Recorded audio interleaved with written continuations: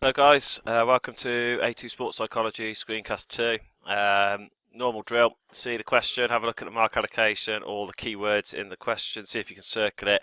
There will be certain questions that will link to a kind of a way of memorising it. If you can, I'll try and there will always be a transition slide where you need to use that as a trigger to try and translate and extend into exam terminology. So first question then, describe 3 methods of preventing aggression and explain how aggression could prevent the adoption of a balanced, active, healthy lifestyle. This is something we've done this week, so should be no need for any memory methods for that one.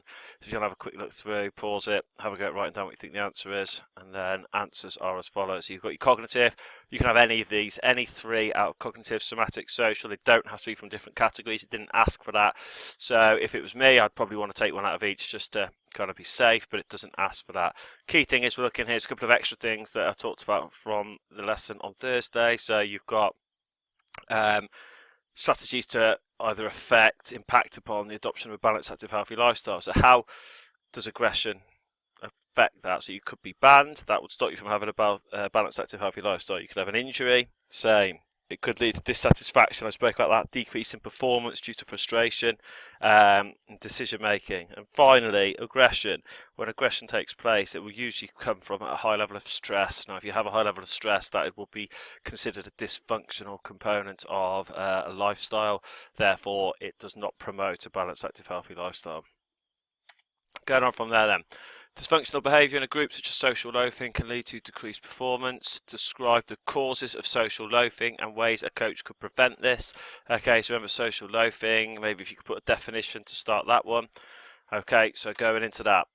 Lack of personal responsibility in a team environment, which will lead to a decrease in effort, thus motivation. Now, the key causes, if you remember, we talked about low self-confidence, feeling undervalued by the coach, a lack of accountability, e.g. no one can see how much effort a second row is putting in, for example, and massively important for what we're looking at this summer, internal attributions for failure. So blaming the reasons why you fail on your ability particularly. Then how do you prevent that? A coach could use positive reinforcement. They could give an individual clear roles. They could set individual and team goals, and you could provide a performance analysis mechanism by which data can be used to see how much people have worked. Okay, moving on. Describe how a group can influence the adoption of a balanced, active, healthy lifestyle.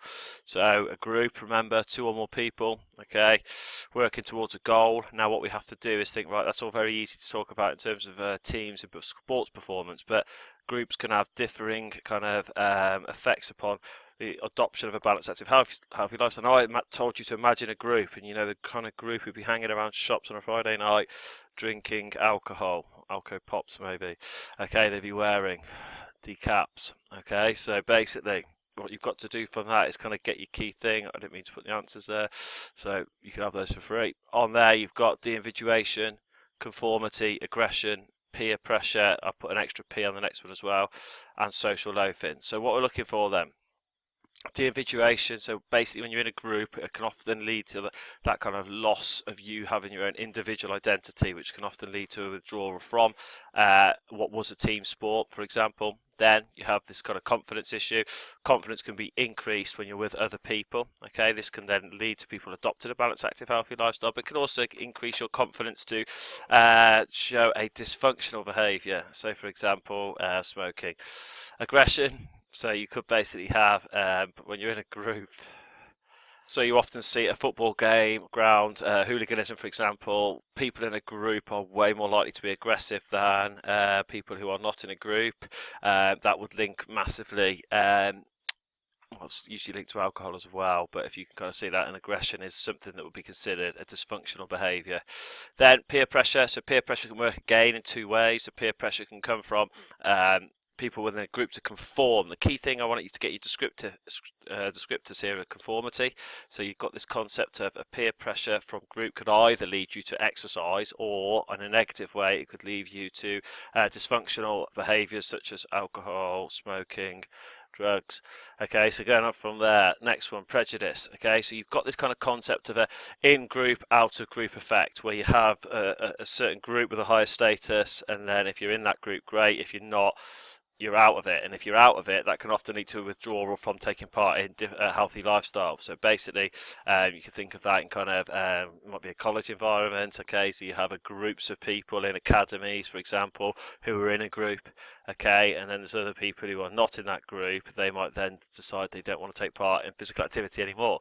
Finally, social loafing. If you're in a group exercise class, this could lead to a reduction in motivation because, you know, there's so many people, there's 20 people in a keep fit class. That can really help people's motivation because they have the confidence because there's a group there. But on the other side, it means that if there's 20 people in a group, the instructor can't see how hard everyone is working. Therefore, it could lead to that reduction of motivation due to not being monitored. Okay. Right, critically evaluate activity-based goals. So your key memory trigger for this, remember this is a huge topic for the summer. We'll expect it as our 20-mark question, so it's important we get as much practice and this just becomes kind of second nature in order to answer for the summer. So basically, first one then, activity-based goals, PPP. And then when you've got that, you've got AMP and NACH. Okay, so AMP and NACH is a key evaluative tool you need to use for all three activity-based goals. Remember, two we group together, that are individual and self-assessed. Then we have another one which is externally assessed, and we need to look at that slightly differently, but just same evaluative kind of triggers. So going through there then. Performance goals, improving previous performance, e.g. 20 to 24 minutes, reducing calories from the week before by 100 per week or day. Then you've got process goals, which would involve improving technique. So you've got e.g. improving dieting technique, which could involve techniques such as a 5-2 diet. It could involve kind of trying to eat 6 more balanced meals a day to improve metabolic rate. And then you've got the evaluation. So the key things that make performance and process goals are most effective towards adopting a balanced, active, healthy lifestyle. So in fact, firstly, so the first A for AMP and NACH is that you have assessment. They're self-assessed. Okay, so you've got this concept of the fact that they're self-assessed, so they're based around your own individual importance for improving your own individual performance. It can be called ipsative challenges that you're based around individual improvement. Then achievement. If achievement happens, this is absolutely vital here, you have this concept of self-fulfillment. Now if self-fulfillment happens, or self-mastery, that has a massive knock-on effect on your motivation.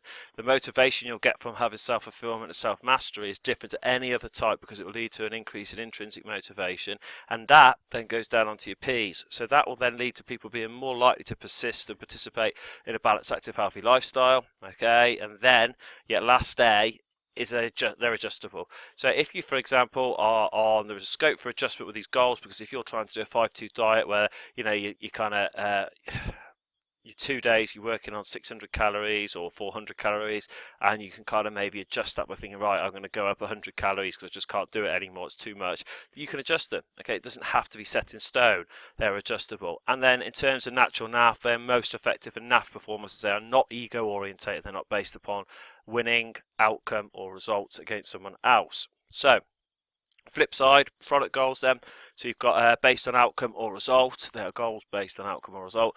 Assessment, complete opposite them. Externally assessed or measured, it's based on comparison, ego orientation, outcomes, e.g. winning Slimmer of the Month, a weight loss club. Then you've got the concept of achievement. If you do not achieve that, it can lead to extreme personal anxiety. Okay, now if that anxiety happens, it has a complete opposite effect on your intrinsic motivation. So when that anxiety increases, that can kind of straight away affect your motivation to continue, and also confidence. That then knocks on to participation and persistence. So suddenly you don't want to do it anymore. Okay, you don't want to lose face in front of other people, so your persistence in a balanced, active, healthy lifestyle will go down. The goals are non-adjustable. Okay, you can't adjust the fact that you are going to win Slimmer of the Month. It's a result. It's an outcome-based goal. So it's win or lose. And if you lose, obviously that is extremely dangerous, or has extreme implications for high need to avoid failure personalities, as they are people who see failure as permanent. It will lead to the condition of learned helplessness, where failure is inevitable. Okay, however, it's important that you have this, however, because you're critically evaluating. They can be very effective for NACH performers, high need to achieve performers, because they will see losing a Slimmer of the Month competition as a real challenge for next time, to make sure that they do win it, because they see failure failure as a stepping stone to success. They're competitive, and they will take risks to achieve that next time. Okay, going on. Define cue utilisation and explain how it links with levels of arousal. Okay, so your key trigger in here, the key word we're looking for cue utilisation is attention. First thing, you define a cue utilisation, you're attending. That's your first link, so that's how you have to have that word in your definition. And then we're going to use this concept of attention again. So we need to talk about attentional field width linked to arousal, and then we need to link to a psychological term that will kind of be within those differing levels of arousal. And an example would be great if you could put that in on top. So how does that translate? Okay, so you've got cue utilisation is the process of attending relevant stimuli or cues. Okay, so it operates efficiently only when optimally aroused. Therefore, we have to talk about 3 levels of arousal, link them to an attentional field width, and then talk about the psychological term that would lead to a performance either increase or decrease. So you've got low arousal, attentional field widens excessively. This leads to information overload and the missing of relevant cues. Goalkeeper flapping at a ball, completely missing it. Fullback completely missing a high ball in rugby. Okay, then you've got high arousal, the complete opposite to that. So that is where you have a really narrow attentional field, and this will kind of stimulate the kind of condition of hypervigilance, where you're kind of overwatching things, and this could end up leading to kind of a goalkeeper or a rugby player, for example, fumbling a high ball, okay, because they're over focused, they're almost too focused on the cue. Then looking at optimal arousal, so this is when the attentional field is at the optimal width. Okay, this allows selective attention to be optimal. It allows you to pick out the relevant cue, e.g. the ball, and for a goalkeeper, and this process is known as a cue utilisation hypothesis. Last question then. Okay, so Niddefers attentional styles, there are 4 of them. Okay, so you get help here because I think they give diagram in the last couples. You need to explain how narrow internal affect performance. So all you're asked to do here is describe 4 styles. Okay, this will be a 6-mark question. So basically, I don't think I need to give a memory method for these. 4 styles, we've done them very recently. So you've got broad, focus on a wide range of stimuli. Narrow, focus on one or a few stimuli, e.g. a cricket batter focusing on the ball, okay, by filtering out distractions, e.g. what the fielders are saying, what the crowd's doing. Then you've got internal, okay, which is focus inwardly on thoughts and emotions and feelings, okay, for example, mental rehearsal before taking a conversion in rugby, for example. Then you've got external, which is focused on environmental, remember E equals E, environmental stimuli, e.g. position of teammates. If you can get these down onto the grid, please. Questions, memory methods and answers for tomorrow, please.